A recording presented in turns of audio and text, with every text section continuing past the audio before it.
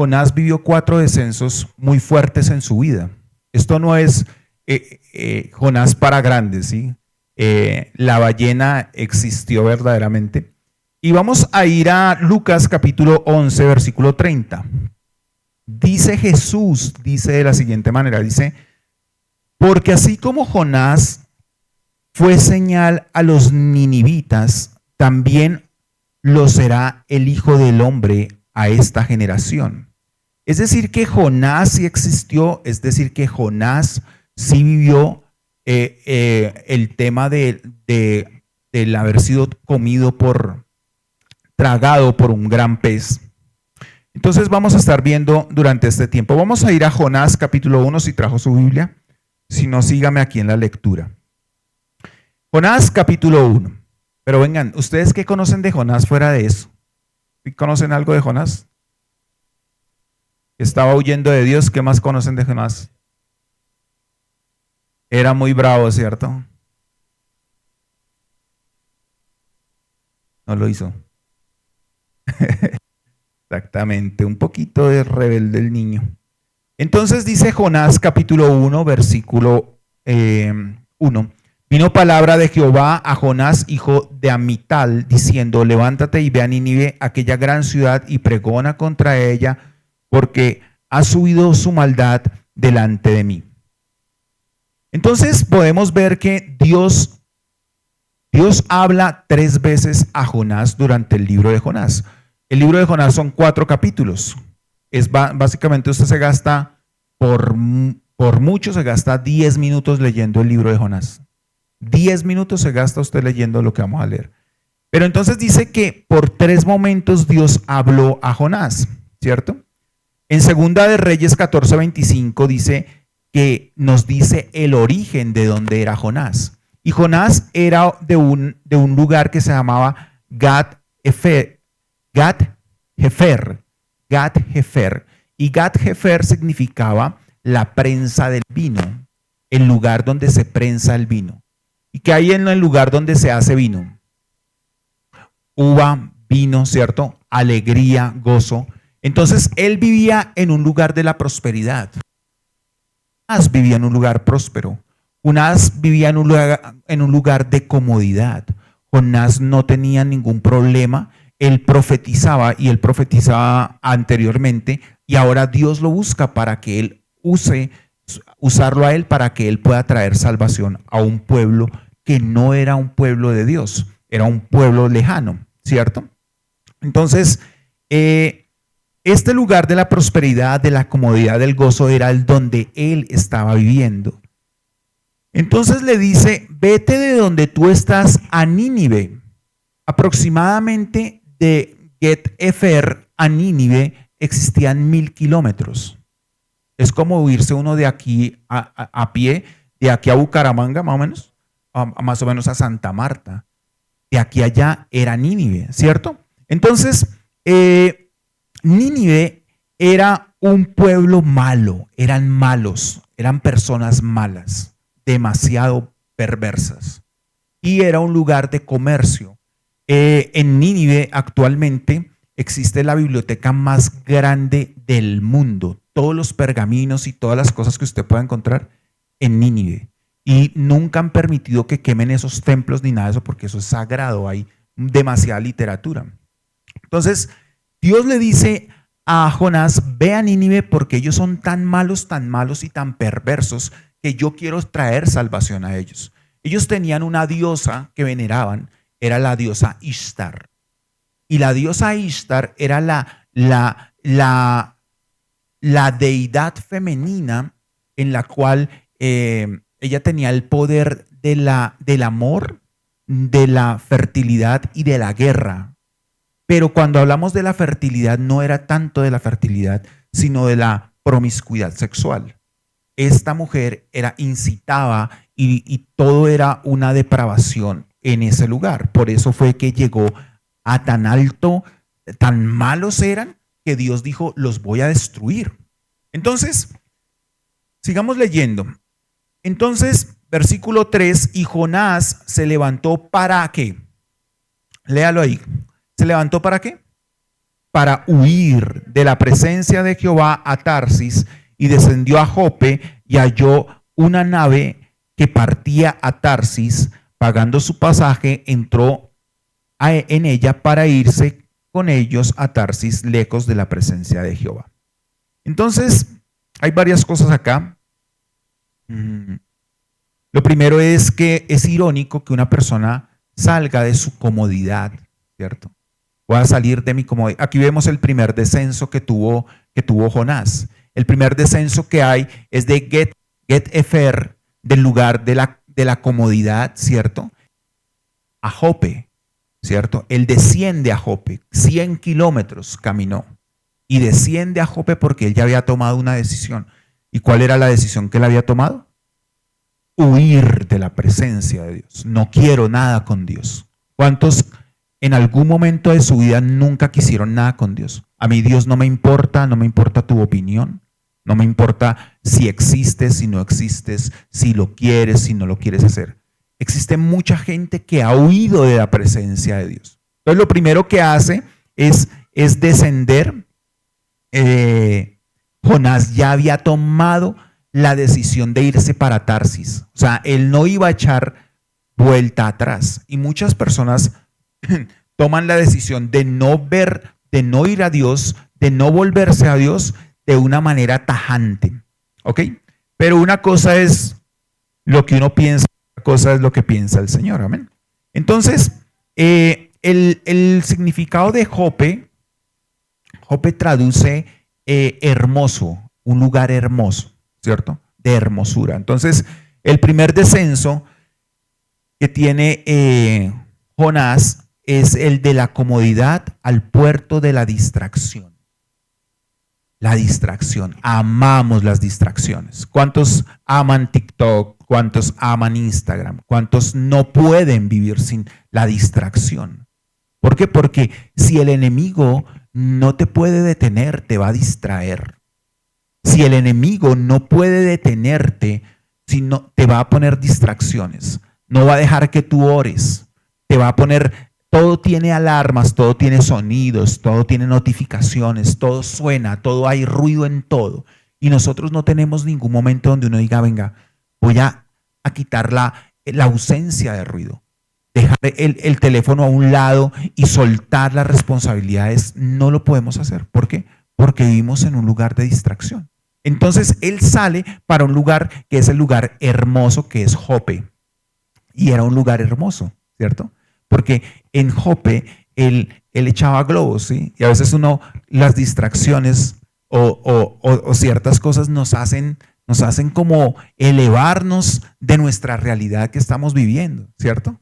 Y nos parece muy chévere lo que otros publican, lo que otros hacen, pero lo que yo estoy haciendo, no estoy haciendo nada. Estoy perdiendo mi tiempo viendo cómo otros hacen cosas para distraerme. Entonces, él desciende a Jope con una decisión. ¿Saben cuál era la decisión? Me voy a apartar de Dios y voy a ir a Tarsis. Tarsis quedaba a 4,000 kilómetros de Get-Efer. Es decir, y quedaba en la dirección contraria.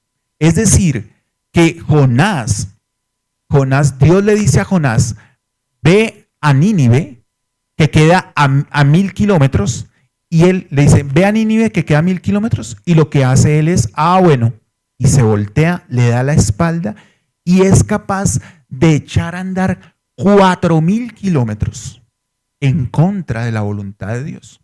4,000 kilómetros, o sea, 4 veces la distancia que Dios le dice, él la asume y él comienza a andar.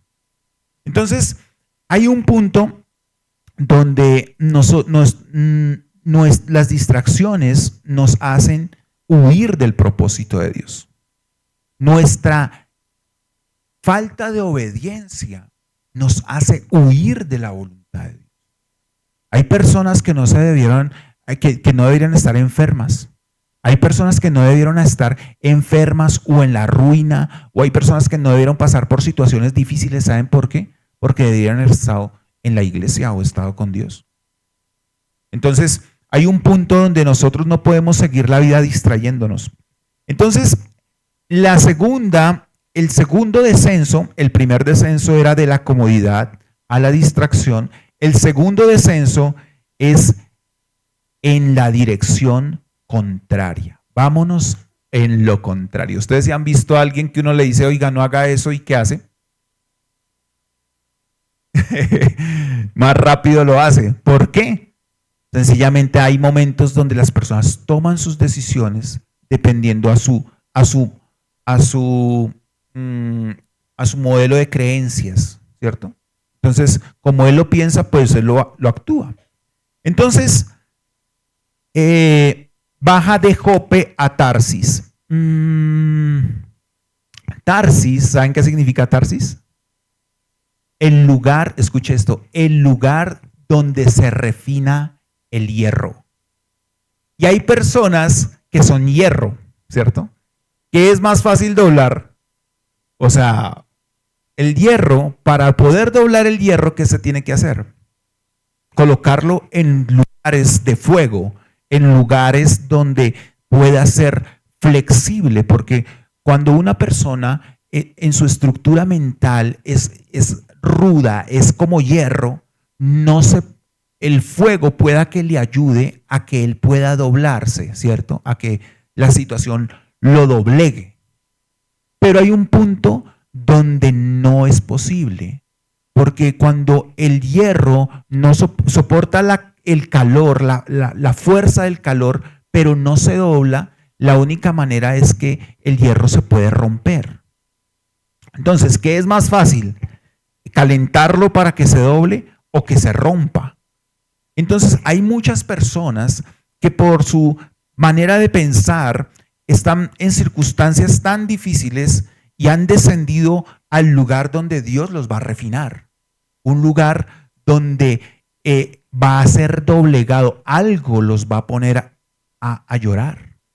Alguien, Dios va a usar a alguien para hacerle la vida imposible. Dios va a usar algo para que su vida, que considera que está bien, se venga a doblegar, porque si no fue capaz de doblegarse ante un Dios, sí se va a doblegar ante una circunstancia. ¿Cuántos quieren? No, mentiras. ¿Cuántos? Uno dice, oiga, ojo, esto me pega a mí duro, porque créanme que yo viví por momentos muy difíciles donde existía el momento donde uno no sabía cómo manejar ciertas circunstancias.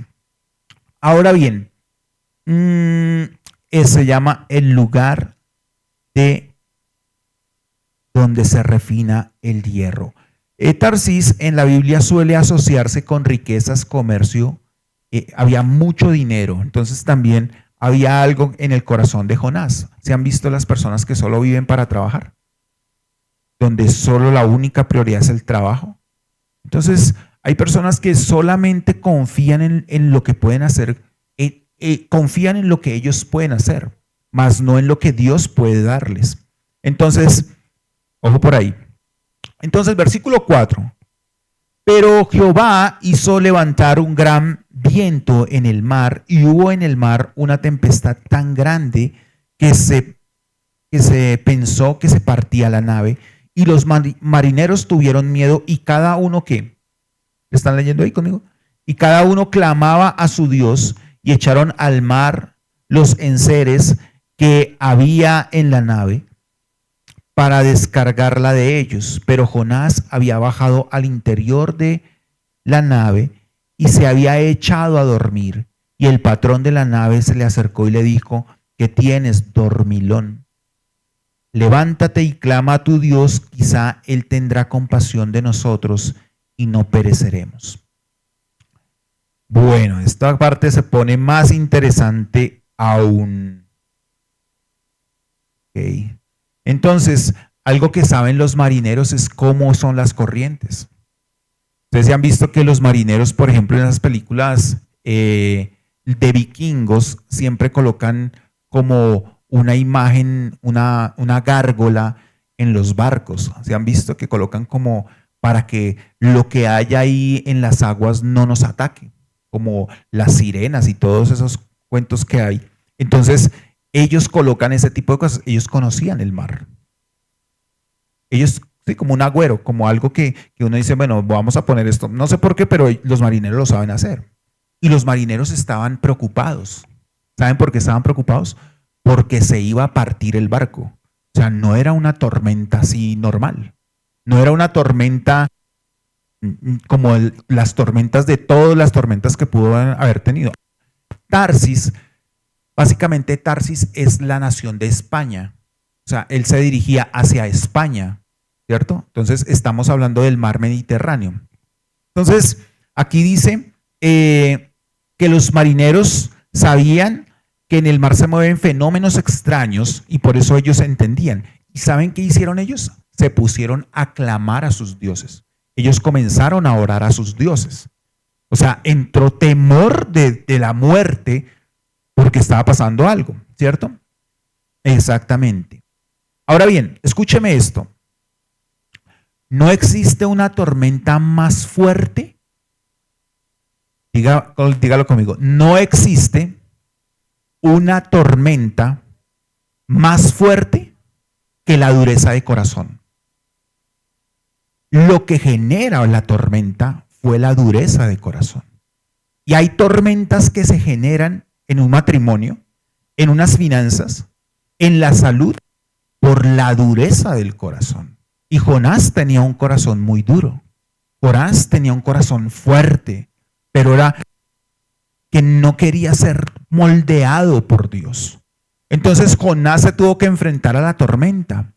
Pero cuando una persona que tiene duro el corazón se sigue tranquilo, dice que se acostó a dormir. No dice que se acostó a dormir. Dice que se echó. O sea, ¿sí? Se echó a dormir. Y hay personas que cuando tienen dureza de corazón, cuando hay la dureza de corazón, a ellos no les importa lo que esté pasando con los demás a su alrededor. ¿Saben qué pasó? Perdieron los enseres. Hay gente que pierde propiedades. Hay gente que pierde familiares. Hay gente que pierde posesiones, cosas económicas. ¿Por qué lo tuvieron que perder? Porque teníamos que sostener el barco. Y dice que tiraban sus enseres al mar para que el barco no se hundiera. Así de tremenda era la tormenta. Pero este hombre, cuando una persona tiene dureza de corazón, la persona no le importa lo que le pase a los demás. No le importa a dónde va a llevar a sus hijos. No le importa. Miren, le voy a contar algo. Hace unos años, cuando la iglesia empezó, vino una familia muy hermosa. Era él, ella y 3 niños hermosos. Y ellos toman sus decisiones, ellos salen y después él, por la dureza que había en su corazón, él consiguió novia y todo el cuento, y por la dureza de su corazón, ahora él mantiene a los 3 hijos de la que ahora es su novia y no mantiene a los 3 hijos que son suyos por la dureza de su corazón. ¿Ustedes saben qué puede pensar un niño? No tiene la culpa de esto. Ese niño no tiene esos 3 niños no tienen la culpa de las decisiones tan erradas que tomó su papá. ¿Pero por qué tomó las decisiones erradas? Por la dureza del corazón. Entonces, cuando hubo esa dureza de corazón, y lo más tremendo es que prefiere vivir con los hijos de un desconocido que con sus hijos propios. Dígame si eso no es algo doloroso. Y la gente piensa que cuando a nosotros nos enseñaron, es que tiene que ser macho, pero el macho no es eso. El macho es el que es capaz de ser responsable en todo tiempo, en sostener su palabra y sostenerse en lo que la Biblia dice que tiene que hacer. Entonces, este hombre Jonás estaba dormido, no le importaba. Y hay momentos en nuestra vida donde nosotros estamos dormidos, adormilados. Estamos pensando que no va a pasar nada, pero está pasando todo. Solamente porque no hay un cambio de corazón. Entonces Dios tiene que generar una tormenta enorme para que algo suceda. Perder un bien inmueble, un cáncer, una enfermedad. No, nosotros no tenemos que pasar por eso. Cuando tenemos un Dios amoroso que nos extiende su misericordia para que nosotros podamos arreglar las cosas aquí adentro. Amén. Entonces, la ociosidad genera desobediencia. Las personas ociosas son desobedientes. No sé por qué pasa eso. Bueno, ahora me impacta que los incrédulos tenían más fe que él, sabiendo que él era del pueblo de Dios y él era un profeta. Entonces, muchas veces los incrédulos creen más. No, oye, toca orar, vamos a orar, póngase a orar, hermano, porque esta empresa se va a quebrar. Ah, eso no importa. No, sí importa, venga, oremos, ayunemos. Ah, eso no va a pasar nada. No, nosotros debemos ser entendidos en lo que está pasando.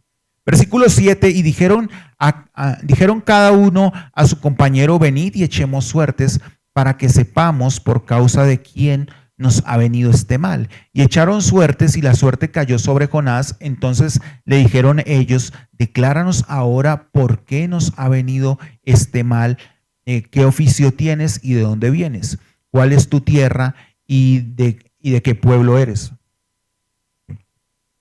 Sí, sigamos al tiempo. Y él le respondió, soy hebreo y temo a Jehová, Dios de los cielos, que hizo el mar y la tierra. Y aquellos hombres temieron sobremanera y le dijeron, ¿por qué has hecho esto? Porque ellos sabían que huía de la presencia de Jehová, pues él se los había declarado. Y le dijeron, ¿qué haremos contigo para que el mar se nos aquiete? Porque el mar se iba embraveciendo más y más. Él le respondió, tomadme y echadme al mar, y el mar se os aquietará, porque yo sé que por mi causa ha venido esta gran tempestad sobre vosotros. Y aquellos hombres trabajaron para hacer volver la nave a tierra, mas no pudieron, porque el mar se iba embraveciendo más y más contra ellos. Entonces, versículo 14, clamaron a Jehová, dijeron, te rogamos ahora, Jehová, que no perezcamos nosotros por la vida de estos hombres, ni pongamos sobre nosotros sangre inocente, porque tú, oh Jehová, has hecho como has querido. Y tomaron a Jonás y lo echaron al mar, y el mar se aquietó en su furor, y temieron aquellos hombres a Jehová con gran temor, y ofrecieron sacrificios a Jehová, y se hicieron votos. Entonces, esto es tremendo lo que vemos acá, porque Jonás, lo que sucede con Jonás es una revelación que estos hombres dijeron, vengan, ¿por qué está sucediendo esto? ¿Por qué el barco se va a hundir? ¿Por qué la tormenta es tan fuerte? Y resulta que descubrieron que fue por causa de Jonás. Entonces echaron a suertes. ¿Cómo se echaban a suertes en la antigüedad? ¿Sí saben cómo se echaban a suertes? De pronto ustedes lo han jugado y no sabían. Pero en la antigüedad uno cogía, por ejemplo, somos 5, ¿cierto? Somos acá nosotros. Entonces vamos a coger unos palitos, y los rompemos. Y el que saque el palito más cortico, ese es. ¿Se han jugado eso? ¿Nunca lo jugaron? Sí, eso es. No, piedra, papel, tijera, no. Usted coge unos palitos, rompe y esconde la mano. El que saque el palito más pequeño, ese es el culpable. Así, ¿saben cómo escogieron? ¿Saben cómo escogieron a uno de los 12 de Jesús? A Matías lo escogieron de esa manera. A Matías, cuando muere Judas, escogen a Matías de esa manera, echando a suertes, ¿ok? Pero bueno, eso es otra enseñanza. Entonces, hay personas que guardan secretos. Hay personas que guardan secretos. Y ese secreto genera una gran tormenta. Entonces Jonás tenía un secreto que no se lo había contado a nadie. Pero el secreto estaba que hervía. Porque él sabía, él le tocó echarse a dormir para calmar su conciencia. Porque él sabía que la tormenta que estaba pasando era por su culpa, por su desobediencia, por su secreto, por esconder las cosas. Cuando nosotros escondemos las cosas, tenemos problemas, porque se generan tormentas que afectan la vida de otras personas. Entonces, resulta que lo despiertan y decláranos tu secreto. Entonces, bueno, es que yo soy siervo de Dios. ¿Cuántas personas están escondidas en sus empresas? ¿Cuántas personas se esconden en las empresas? Yo tuve un problema y era que al inicio yo predicaba mucho cuando yo trabajaba como coordinador nacional de cuentas médicas de una IPS, pero resulta que con mi posición, no, pues eso es cristiano, esto no lo bailamos, es que eso no es de Dios. Entonces comenzaban a juzgarme por mis decisiones de trabajo, por mi fe. Entonces me tocó decir, no, al pan y al vino vino, aquí vengo a trabajar, ¿cierto? Pero en mis ratos libres pues saben que soy cristiano. Pero hay un punto, este hombre encubre su secreto y ese secreto genera una tormenta tremenda, tremenda en los que lo tenían alrededor. Entonces, a veces la gente sabe algo que usted no sabe. La gente a veces sabe quién es rebelde y quién no. La gente a veces sabe quién es mala persona y quién es buena persona, si aunque usted se lo diga. ¿Han visto que hay gente que de pronto en las empresas pasa eso? Que uno dice, pero este se le nota que, o sea, no lo paso y es por algo que hay ahí adentro. Entonces, estos hombres, hay algo mal en ti, dinos qué es lo que está pasando. Y él confiesa y dice, la única manera para que la tormenta se calme es que ustedes me tiren al mar. Miren lo que pasa aquí, dice que el versículo 14, entonces clamaron todos a Jehová, te rogamos ahora Jehová que no perezcamos nosotros por la vida de este hombre. ¿Qué hizo la desobediencia de Jonás?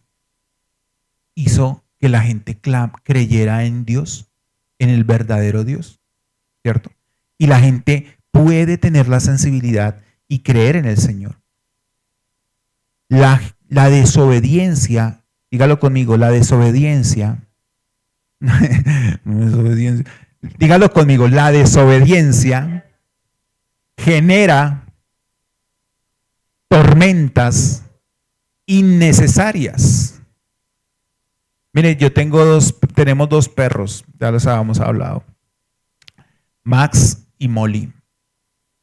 Molly es un pan de Dios, divina, no molesta, va para allá, se va para allá, venga para acá, viene para acá, ¿quiere esto? Sí, ¿quiere esto? No, va y pide agua, no se hace chichi, pide que lo saquen al parque, se aguantan, o sea, perro perfecto, desde que nació perfecta, ¿cierto? Max, endemoniado. Entonces, en el conjunto había una reja así y odia a los perros pequeños porque es grande. Y comienzan a ladrarle los perros así y él llega y en la reja levanta la pata y les orina la cara a los otros perros. Yo digo, ¿de dónde saca eso este animal? Porque no los verá nosotros haciendo.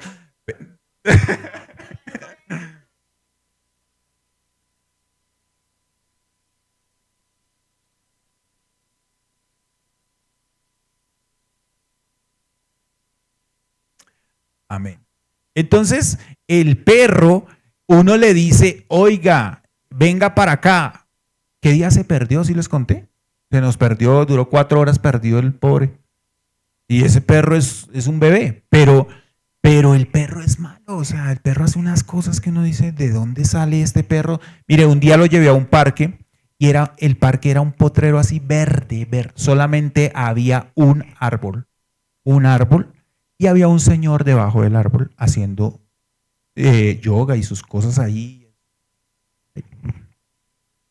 Entonces, no hubo otro lugar para irse a hacer del 2, sino usted tenía que irse a hacerse del 2 allá. O sea, no le servía el potrero allá, sino tenía que hacer hacia allá.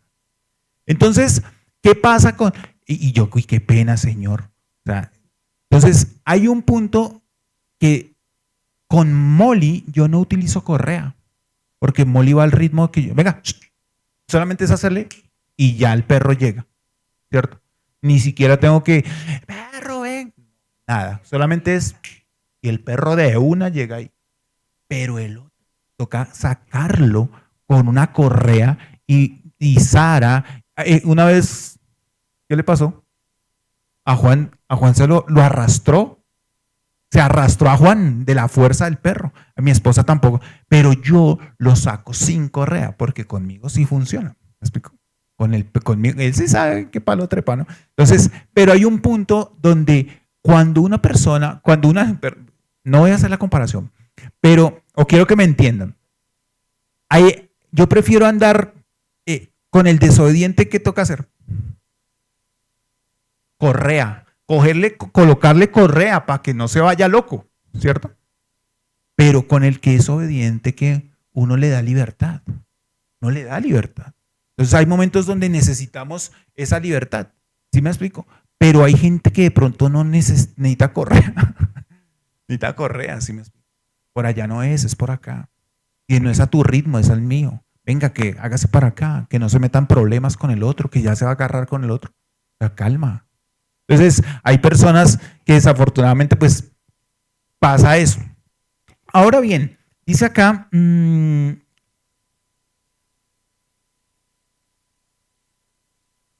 imagínense un incrédulo salvando a un creyente.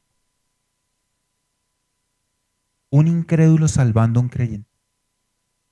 ¿Cuántos incrédulos han tratado de salvarnos a nosotros de nuestra necedad?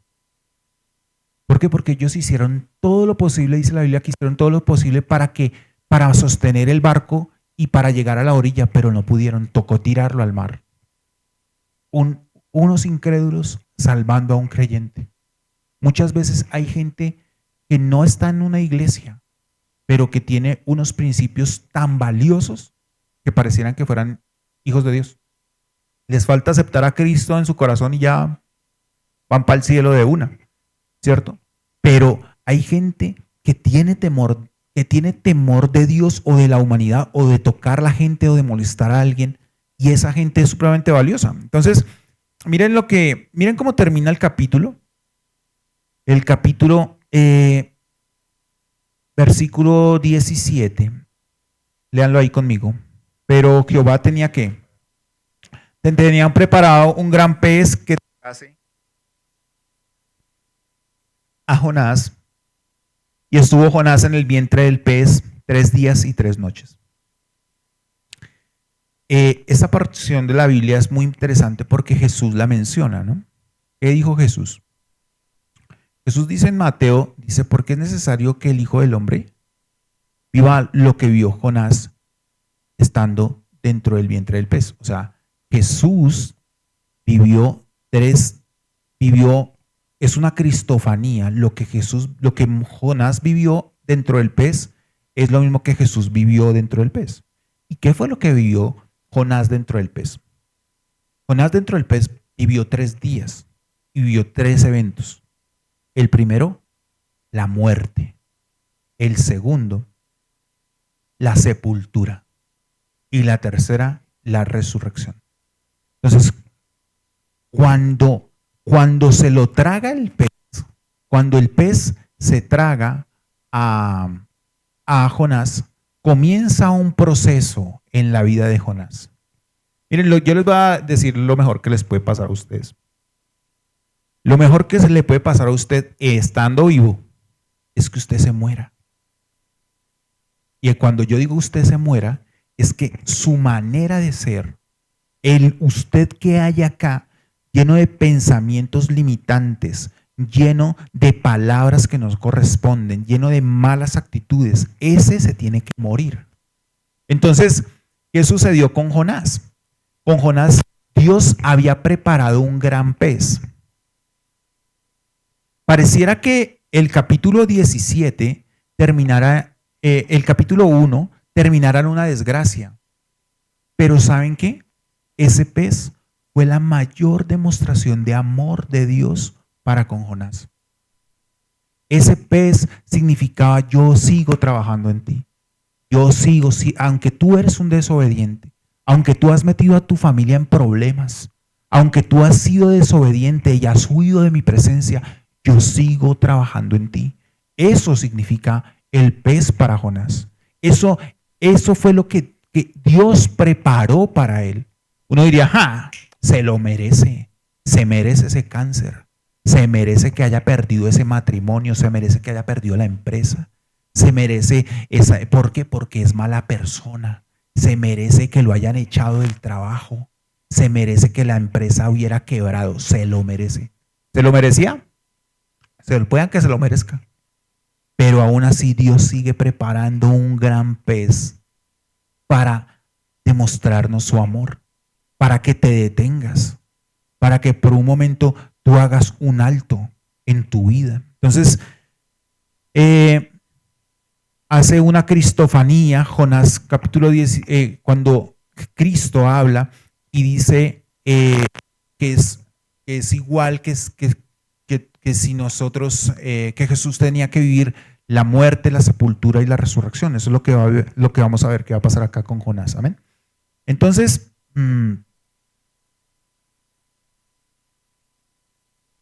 la ballena o el gran pez no es un castigo, es la manifestación de la misericordia de Dios.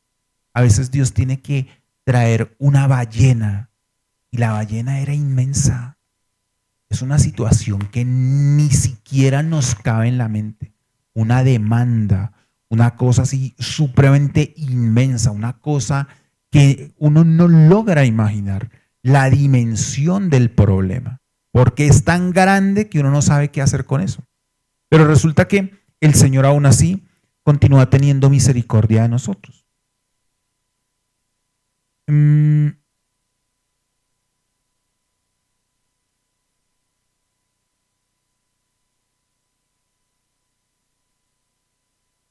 Bueno, vamos al capítulo 2. Aquí viene el tercer descenso. ¿Cuál era el primer descenso?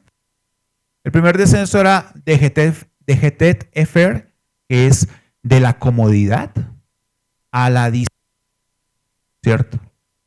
A Jope, que es lo que caminó 100 kilómetros. Después se fue a Tarsis, que es en la dirección contraria. Y ahora, ¿a dónde desciende? Dice, yo estuve mirando ahí y existe una fosa. Estamos hablando que esto sucedió como en el mar Mediterráneo. Existe el mar Mediterráneo, el punto más profundo del mar Mediterráneo tiene 3.500 kilómetros hacia abajo. Pero cerca a Israel tiene 3.000 kilómetros hacia abajo. ¿Por qué les voy a dar este dato? Porque lo vamos a leer acá, en la Biblia. Entonces, vamos al capítulo 2. Comienza el capítulo 2. Entonces oró Jonás a Jehová, su Dios, desde el vientre del pez. Entonces, es muy tremendo que ahí sí uno ora, ¿cierto? Somos humanamente humanos. Siempre que nos vemos en algún punto difícil, vamos a orar, ¿cierto? Pero se lo tuvo que tragar un pez o tuvo que vivir una circunstancia tan difícil, porque mire, yo le digo, el lugar donde más se ora no es en una iglesia. ¿Sabían eso? Hay dos lugares donde es el lugar donde es en un hospital. La gente aprende a orar en un hospital. Qué cosa tan impresionante. ¿Por qué? Porque es que es el punto donde o tú oras o qué, o te mueres, o se muere el que está ahí, ¿cierto? Entonces hay lugares donde en verdad sí se ora y se ora de corazón. Se tiene que orar de corazón. ¿Ok? Entonces, aquí dice lo siguiente.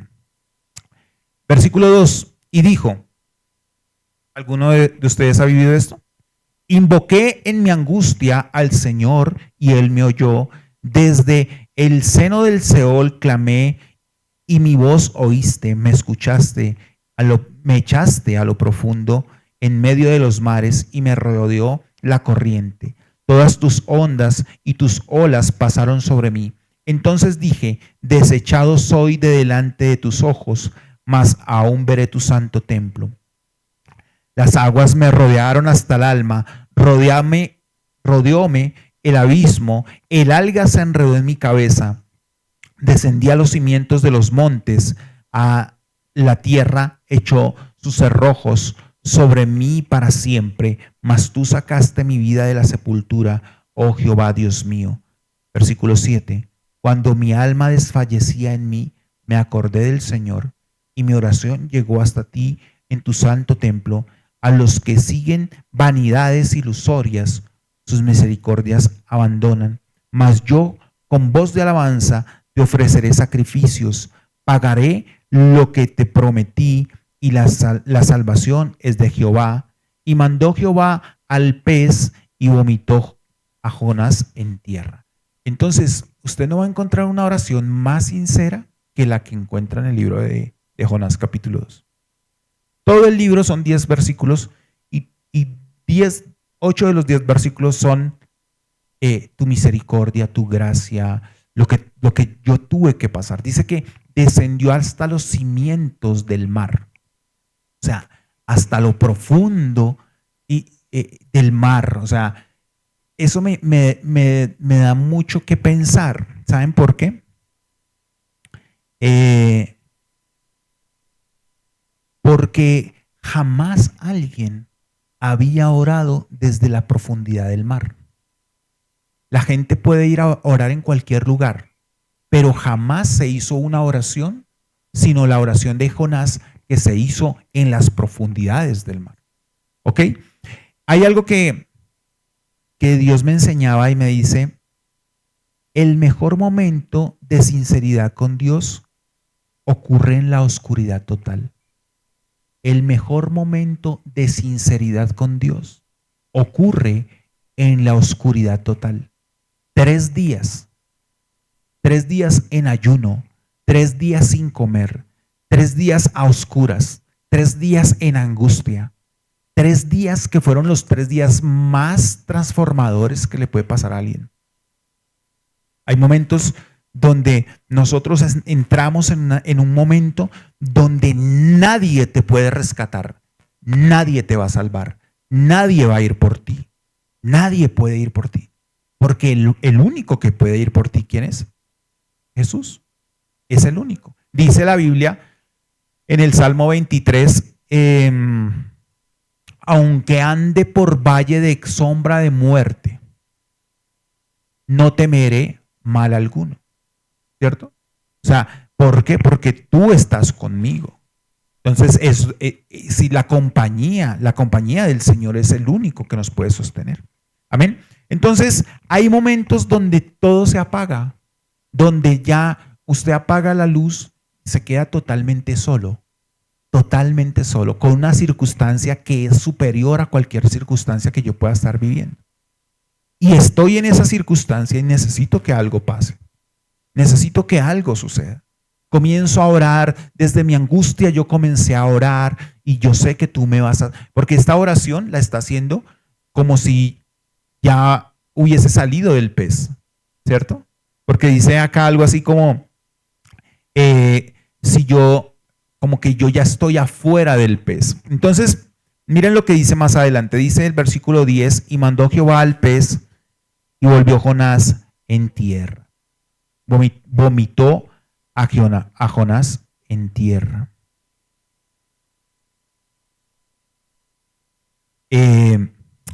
Probamos nuevamente la misericordia del Señor, ¿cierto? ¿Ustedes sabían que las ballenas no vomitan?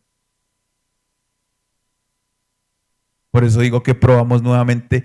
Jonás probó nuevamente la buena misericordia de él. Porque si no lo vomita, hubiese sido tragado y hubiese sido de la manera natural de la ballena. Hubiera salido por otro lado, mejor dicho. ¿Sí me explico? ¿Por qué? Porque sencillamente aún así Dios continúa teniendo misericordia de nosotros. Entonces Dios llega y lo vomita. Entonces Dios vomita. Entonces resulta que aquí no es tanto la palabra vomitar, pues porque la utiliza Jonás cuando escribe, pero hubo un ascenso que se convirtió en otro descenso para hacer la voluntad de Dios. Así como él ascendió de las profundidades de la tierra, asimismo el Señor Jesús ascendió a nosotros de la profundidad del infierno. Entonces, por eso es una cristofanía, Jonás es una cristofanía. El cuarto descenso, de muerte a vida, desde las profundidades del mar a Nínive. Entonces, vemos el primer descenso de la vida cómoda, de estar en el valle del vino, donde se hacía la prensa del vino, a la desobediencia, a las distracciones, a encontrarnos en verdad con Dios.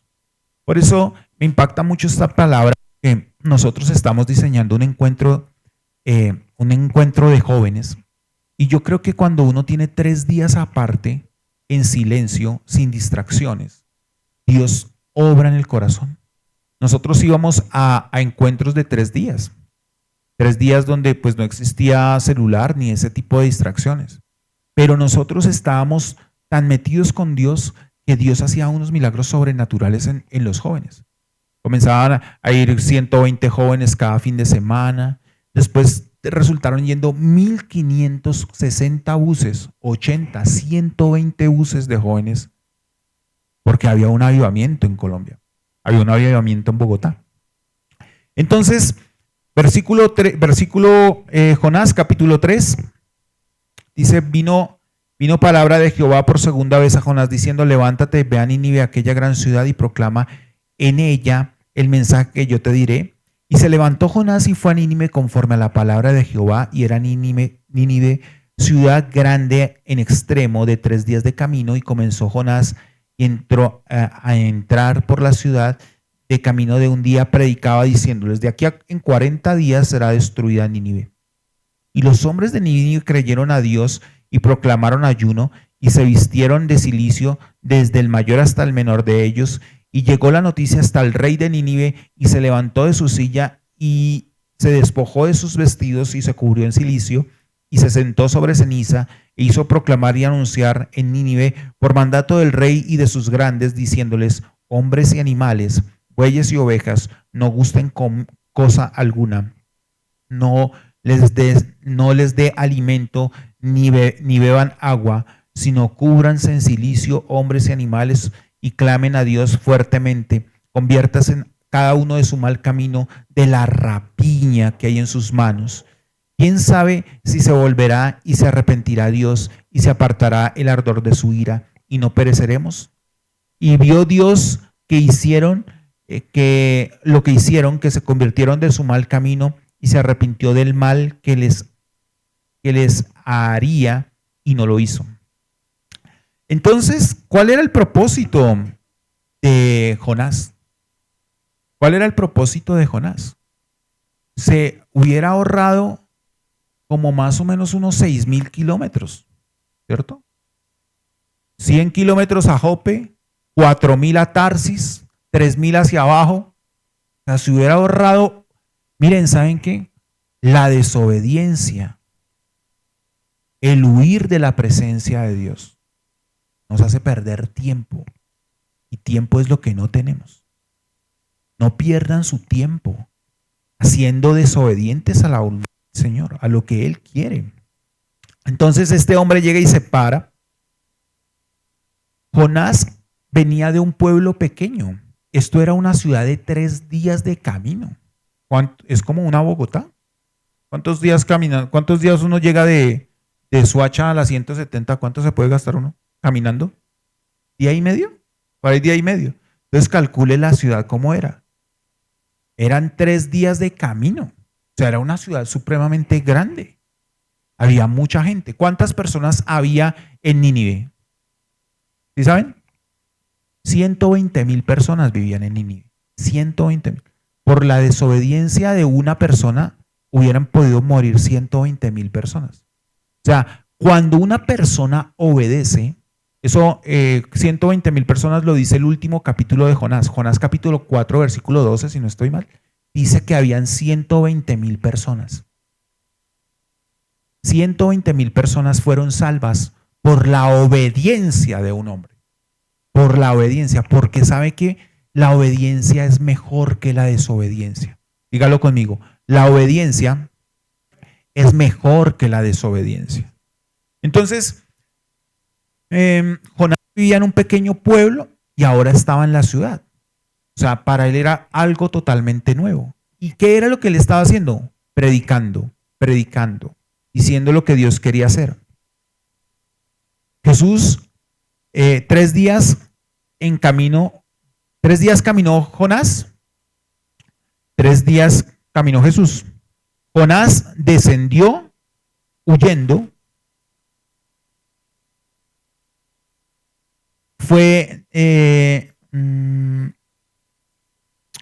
y fue resucitado para salvar a Nínive, ¿cierto? Jesús descendió en su encarnación, murió, fue sepultado y resucitó para salvar al mundo. Tanto como Jonás como Jesús, cuando aplicaron la obediencia, siempre trajeron salvación a muchas familias, a muchas personas. Predicó por 3 días, la gente creyó, ayunaron. La predicación efectiva es la que se hace desde un corazón transformado por la obediencia. Cuando una persona quiere afectar la vida de otras personas, primero sea obediente a la palabra de Dios para que pueda ser transformador de otros. Dice que los reyes también querían, que de los reyes también querían ayunar. Imagínense ayunar 40 días y 40 noches. Nosotros que ayunamos 21 días y quedamos todos flacos, ¿cómo era esta gente que dijeron 40 días y 40 noches y los animales ninguno me come? Pusieron a ayunar hasta, mejor dicho, yo pongo a ayunar a Molly o a Max, se mueren los perros.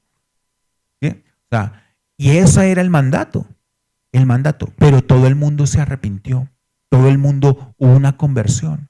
Por un hombre que obedece, se convierte en 120,000. Tu obediencia bendice a otros. Tu obediencia no va a permitir que la tormenta avance. La tormenta se tiene que acabar. Pero cuando uno es una persona que obedece y que camina en los caminos de Dios, el camino es más fácil.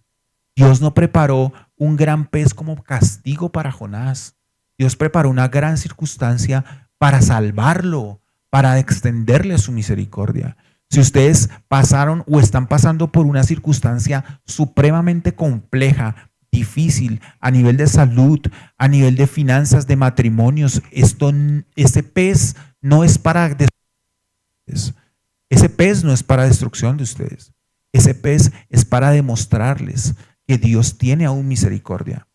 Hay que orar, hay que ocupar el lugar de la oración, orar con la oración más sincera que usted puede hacer y decirle a Dios: Señor, sácame de este momento, de esta circunstancia. Dice acá que Jonás dejó la vanidad, dejó las tonterías y se puso y se encargó de hacer la voluntad de Dios. Amén. Ahora, para finalizar, yo quiero que me entiendan. 2 puntos quiero para finalizar. El primero, Jesús estaba con Pedro. Jesús estaba con Pedro. Y le pregunta a Jesús: ¿ustedes quién dice que soy yo? Y Pedro, ¿qué respondió? Tú eres el Cristo, el Hijo de Dios. ¿Y qué le responde Jesús a Pedro? Pedro, hijo de Jonás. ¿Por qué le dice hijo de Jonás a Pedro? Porque Pedro siempre estuvo en desobediencia. Porque siempre Pedro quiso hacer lo que él quería. A veces cuando uno le dice a un niño deja de hacer eso, es más fácil que el niño lo deje de hacer, porque su cerebro no está tan firme, su cerebro es flexible. Pero cuando uno le dice a un adulto deja de hacer eso, su pensamiento es rígido, fuerte, y necesitamos transformar esa manera de pensar a un pensamiento más flexible. Por eso Jesús les decía a los adultos cuando venían los niños: porque de los niños es el reino de los cielos. ¿Por qué le decía Jesús a los adultos que de los niños es el reino de los cielos? Porque los niños tenían una mente flexible, eran susceptibles a los cambios. Pero cuando una persona está envejeciendo o se vuelve vieja, es cuando una persona tiene pensamientos rígidos. No, eso no es así, eso es así, es de esta manera. Y tiene que ser así, porque es así, porque toda la vida ha sido así. Eso no puede ser así, porque la Biblia dice que de los niños será el reino de los cielos. ¿Por qué? Porque los niños tienen una mente flexible, pueden cambiar. Ahora, todos aquí somos jóvenes y bellos, entonces estamos en un proceso de transformación, podemos cambiar, podemos ser renovados por el poder del Espíritu Santo. Amén. ¿Cuántos lo creen? Todos regañados. Amén. ¿Cuántos lo creen? Amén. Claro que sí. Ahora, Jesús les dice, hijo de Jonás. ¿Por qué le dice hijo de Jonás? Porque él iba a ser el primer predicador, él iba a ser el primer Jonás que iba a predicar. Y ¿saben qué me impacta más? Cuando ustedes van a Hechos capítulo 10. Cuando ustedes llegan a Hechos capítulo 10 y ustedes leen Hechos capítulo 10, ¿saben qué se van a encontrar? Se van a encontrar con Pedro. ¿Y qué está haciendo Pedro? ¿A dónde llega Pedro? ¿Saben a dónde llega Pedro? Pedro llega a Jope. ¿Y quién estaba en Jope esperándolo? Estaba Cornelio, muy bien. ¿Por qué? Porque cuando Pedro le predica en Jope, en lugar de ir a ese puerto huyendo, él iba a ese puerto a buscar propósito. Y cuando Pedro llega a predicarle a Cornelio, llega la llenura del Espíritu Santo, no a los judíos, sino a los no judíos, a los no creyentes, a los no pueblo de Dios, o sea, a nosotros. Para muchas personas, Hechos capítulo 2 es muy importante porque es la llenura del Espíritu Santo, es la manifestación del Espíritu Santo. Pero para mí, Hechos capítulo 10, cuando la llenura del Espíritu Santo viene sobre los gentiles, es cuando la gracia del Señor me alcanza a mí. Así que la obediencia suya, su obediencia, va a hacer que nuestros hijos y los hijos de nuestros hijos sean transformados. Yo, cuando estaba preparando esta enseñanza, enseñar esto no es tan fácil, decirle a alguien que tiene que estar en obediencia. No es un sermón fácil de aceptar. No se ponga bravo conmigo. ¿Por qué? Porque a veces, si no se lo digo yo, ¿quién se lo va a decir? Si no se lo dice la palabra de Dios que se está equivocando, ¿quién se lo va a decir? Y es necesario que cambiemos ese pensamiento rígido a un pensamiento flexible. Finalmente, no llegó a Tarsis, que era el lugar donde se refina el oro o los metales, el hierro. No llegó allá, pero Dios sí lo tuvo que quebrantar, lo tuvo que romper. Entonces, yo prefiero que Dios obre en nuestra vida en una manera donde Él nos vaya educando y nosotros vayamos aprendiendo al paso de Él. Pero no huya de la presencia de Dios. No se esconda de la presencia de Dios. No le huya al llamado. Predique. Dígale a la gente, hay un lugar donde Dios puede restaurar su vida. Y es la presencia de Dios. Amén.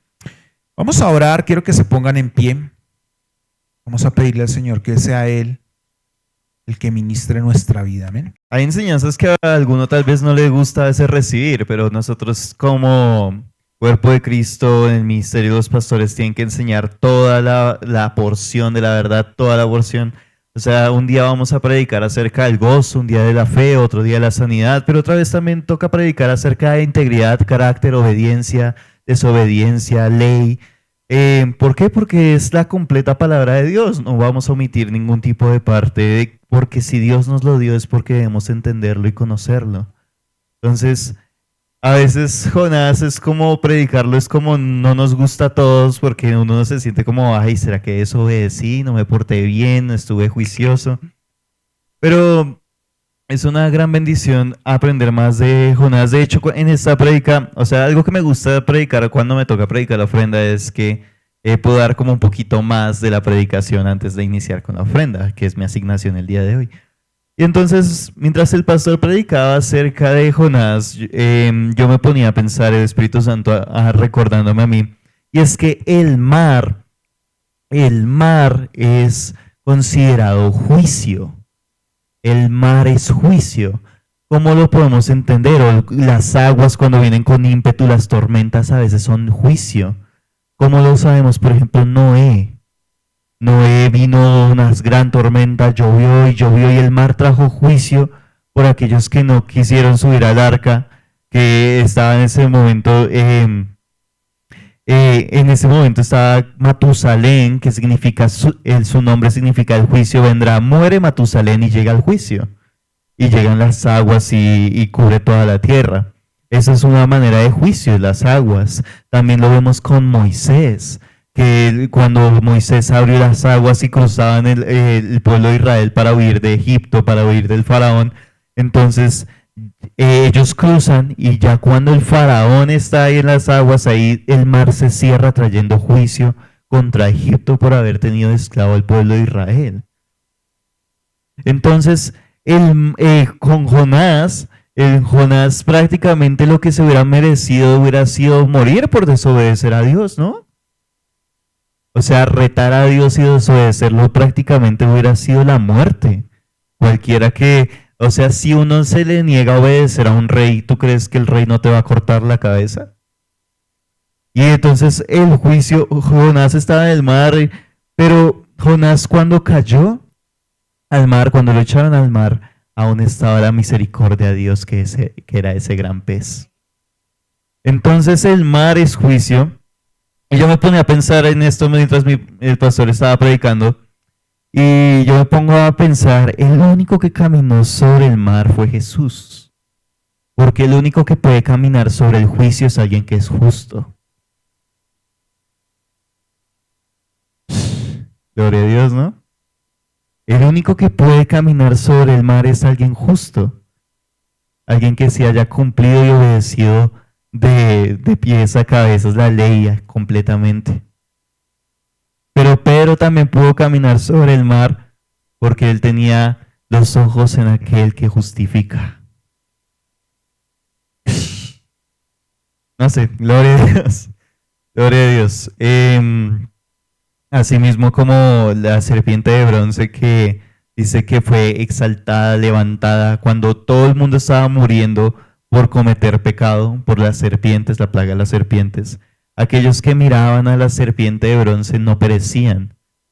No, el juicio no los tocaba. Por eso Pedro cuando miraba a Jesús, él podía caminar sobre el juicio porque estaba viendo a aquel que justificaba. Gloria a Dios. Pero bueno, esta no es mi asignación, esta es otra prédica más adelante, también tocará estudiarla más. Mi asignación es ofrenda, la ofrenda, a quien le gusta ofrendar, a quien le gusta diezmar. Bueno, gloria a Dios. En Hechos 10 hablamos de Cornelio y de Pedro nuevamente. Pedro pues es un poco protagonista en los primeros 11, 13 capítulos de Hechos. Entonces vamos a Hechos capítulo 10, para los que trajeron Biblia. Versículo 1. Había en Cesarea un hombre llamado Cornelio, centurión de la compañía llamada La Italiana. Versículo 2. Piadoso y temeroso de Dios con toda su casa y que hacía muchas limosnas al pueblo y oraba a Dios siempre. Versículo 3. Este vio claramente en una visión, como a la hora 9 del día, que un ángel de Dios entraba donde él estaba y le decía, Cornelio. Él, mirándole fijamente y atemorizado, dijo, ¿qué es, Señor? Y le dijo, tus oraciones y tus limosnas han subido para memoria delante de Dios. Envía pues ahora hombres a Jope y haz venir a Simón, el que tiene por sobrenombre Pedro. Entonces acá estamos hablando del hijo de Jonás nuevamente, de Pedro, que estaba en Jope. Que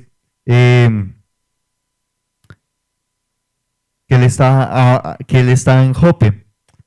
Y Pedro, a pesar de ser el hijo de Jonás, también otra vez estaba siendo un poco desobediente. ¿Por qué? ¿Por qué? Porque en ese momento Pedro subió a una azotea, en el versículo 9. Al día siguiente, mientras ellos iban por el camino y se acercaban a la ciudad, Pedro subió a la azotea para orar cerca de la hora sexta. Y tuvo gran hambre y quiso comer, pero mientras le preparaban algo, le sobrevino un éxtasis.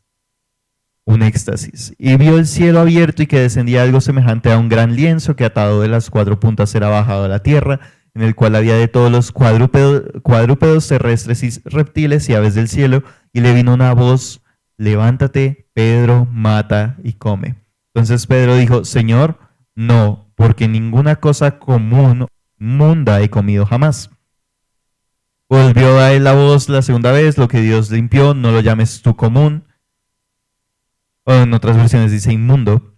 Esto se hizo 3 veces y aquel lienzo volvió a ser recogido en el cielo. Entonces, Pedro ya había predicado en Hechos 2, cuando fueron llenos del Espíritu Santo, ya predicó a 3,000 personas y fueron salvas. Pero otra vez estábamos Pedro, otra vez hablando con Dios, que Dios le tuvo que mostrar la visión 3 veces.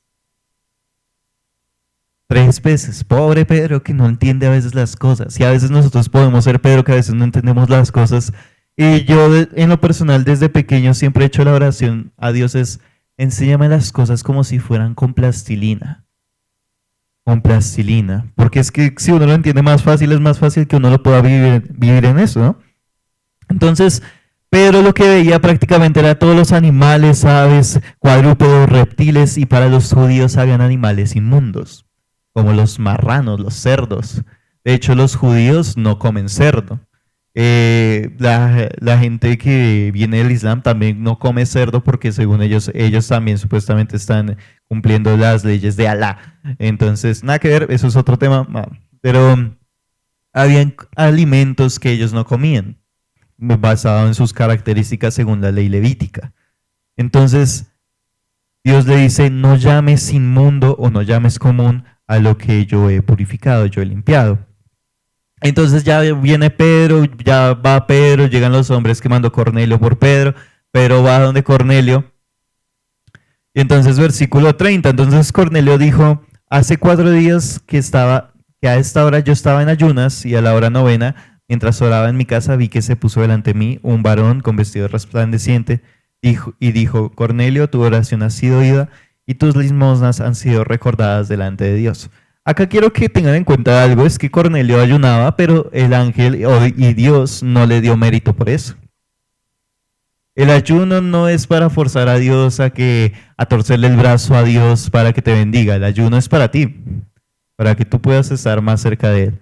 Por eso Dios no le dio como: uy, mira cómo estabas ayunando, o sea, me hiciste bajar a darte esta revelación. No, le dijo: tu oración ha sido oída y tus limosnas han sido recordadas delante de Dios.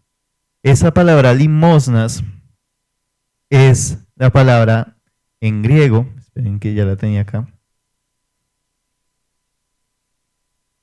un momento, dádivas de misericordia. Dádivas de misericordia. Dios es un Dios que da dádivas de misericordia, ¿no creen? Porque es algo inmerecido. Ese pez, una dádiva de misericordia de Dios, para que Jonás no perezca. Y entonces yo lo que quería enseñar respecto a esto es: nosotros, ¿por qué damos? ¿Por qué ofrendamos? Porque Dios nos da. Muy buena. ¿Por qué ustedes creen que debemos dar y ofrendar? ¿O por qué lo hacemos de nuestro corazón? Yo encontré 2 puntos claves, que primero es la fe. La primera es la fe. Nosotros creemos que como Dios es nuestro proveedor, nosotros damos y que Él va a seguir proveyendo sin ningún tipo de problema. Y el segundo es la obediencia. Hablando de obediencia, vamos a Hebreos capítulo 7.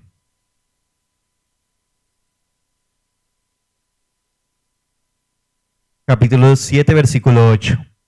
Y aquí ciertamente reciben los diezmos hombres mortales, pero allí uno de quien se da testimonio de que vive. Entonces, yo las 2 razones principales por las que ofrendo es porque primero creo que Dios me puede traer mayor provisión de la que me da actualmente. ya sea por mi trabajo, ya sea por cualquier otro tema, un regalo, por una dádiva de misericordia, cualquier cosa, y también por la obediencia. Porque Dios es un Dios que si ve que tú eres obediente, que tú sigues el propósito, pues si Dios te dice que vayas, tú vas, pues Él te va a dar la provisión para que vayas, claramente. Entonces los diezmos y las ofrendas, yo creo que la base es la fe y la obediencia. Y esto no lo digo pues solamente por la palabra de Dios, sino porque soy un testimonio vivo de eso. Yo estaba hablando aquel día con la hija del pastor Santiago, la Shirel Sáenz, que ella estuvo acá en el Congreso de Mujeres, no se acuerdan, la chica del violín, ella. Entonces, yo normalmente con mis amigos, o sea, yo las personas que más reciben bendición de mi parte son mis amigos y mis enemigos. Si alguien es mi enemigo, tranquilo que yo le mando una ancheta o algo así, pero no sean mis enemigos, mejor sean mis amigos. Entonces, ese día nos habíamos visto unos 4 hijos de pastores, amigos míos, habíamos salido, eso fue el sábado pasado, habíamos salido. Yo invité a almuerzo a una persona y también pues estábamos en la iglesia de Pastor Santiago porque nos habíamos invitado, ese era como el plan, ir a comer y después ir a la iglesia de Pastor Santiago porque estamos haciendo como un tour por iglesias, por así decirlo. Entonces, justamente ese día ellos tenían un evento ahorita que se llaman Enel, que es como un tipo congreso anual que ellos hacen. Y era el último día de matrículas, de inscripciones, que tenían que pagar sí o sí el último día, que ya si no, no pueden ir al evento, que el evento empezó creo que el viernes. Pero bueno, y entonces yo decía, bueno, esto no es coincidencia, si yo estoy aquí es porque puedo bendecir a alguien más, a que alguien vaya a ese congreso. Entonces yo di para 2 cupos de 2 personas que estaban vendiendo gomitas para poder pagar su cupo. Vendiendo gomitas, que el precio es lo que uno quiera. Ah, bueno, entonces ¿cuánto te falta? No, me falta esto, yo te lo pago. Ah, ¿y a ti cuánto te falta? No, me falta esto. Ah, no, bueno, yo te lo pago.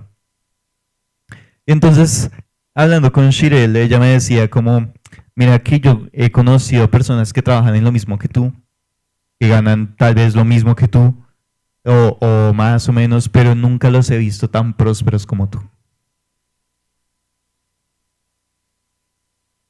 Y empezábamos a hablar del tema de la ofrenda, de los diezmos, del dar. Y yo aprendí algo que llegué a la conclusión mientras hablaba con ella, es que uno debe dar cuando honra y uno debe dar cuando son dádivas de misericordia. Entonces yo bendigo a mis amigos dándoles honra, pero también yo ofrendo diezmo en obediencia, sabiendo que es una dádiva de misericordia lo que Dios nos ha dado a nosotros. Y es chistoso porque justo 2 días después yo lo que había dado ya se me triplicó. Entonces yo le decía a ella, o sea, yo doy es porque yo sé que siempre Dios me lo va a triplicar, multiplicar. Y solo fueron 2 días y yo le escribí, mira, ¿te acuerdas que hablamos de esto? Mira que Dios ya me lo triplicó. Entonces, y aún no me han pagado. Entonces, algo que yo también he predicado es, ¿quién limitó tu salario? ¿Quién limitó tu salario? ¿Un hombre? ¿Una mujer? ¿Una empresa? ¿Quién limitó tu salario? Cuando Dios tenemos un Dios que no nos da salario, sino nos da una provisión sobrenatural del reino de los cielos. Amén. Entonces,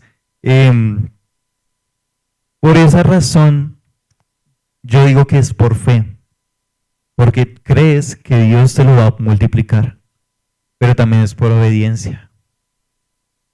Porque Malaquías 3:10, vamos a ver, Malaquías 3:10. Malaquías es fuerte porque estábamos en el Antiguo Testamento. En el Antiguo Testamento. Y estaba diciéndole que al pueblo de Israel, que ustedes robarán a Dios, a Jehová. Veámoslo desde el versículo 6. Porque yo, Jehová, no cambio. Amén. ¿Creemos que Dios no cambia? Tiene sombra de variación. Porque yo, Jehová, no cambio. Por esto, hijos de Jacob, o sea, Israel, no habéis sido consumidos. Desde los días de vuestros padres os habéis apartado de mis leyes y no las guardasteis. Volveos a mí y yo me volveré a vosotros, ha dicho Jehová de los ejércitos. Mas dijisteis, ¿en qué hemos de volvernos? ¿Robará el hombre a Dios? Pues vosotros me habéis robado. Y dijisteis, ¿en qué te hemos robado? En vuestros diezmos y ofrendas. Malditos sois con maldición, porque vosotros la nación toda me habéis robado. Ahora, quiero dar claridad, no es esto lo que está diciendo el versículo 6 al 9, está diciéndoselo a Israel, ¿ok? A Israel, en la ley. Versículo 10, traed todos los diezmos al alfolí y haya alimento en mi casa. Y probadme ahora en esto, dice Jehová de los ejércitos, si no os abriré las ventanas de los cielos y derramaré sobre vosotros bendición hasta que sobreabunde. Solo hay una vez en la Biblia, una sola vez donde Dios dice, pónganme a prueba en esto. Solo una vez. Y el versículo 6 empezó ¿cómo? Porque yo Jehová no cambio. Ponedme a prueba en mí en esto, dice Jehová de los ejércitos. Si no os abriré las ventanas de los cielos y derramaré sobre vosotros bendición hasta que sobreabunde. Por esa razón yo soy próspero, porque yo he entendido que el diezmo y la ofrenda abren las ventanas de los cielos y derrama bendición hasta que sobreabunde.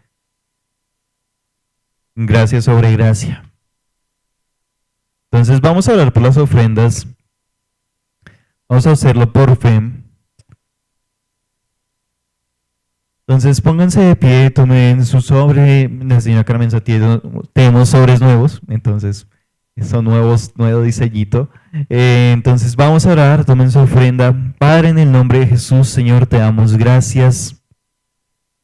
Te damos gracias, Señor, porque tú te acuerdas de nuestras oraciones y nuestras ofrendas, nuestros diezmos, nuestras limosnas.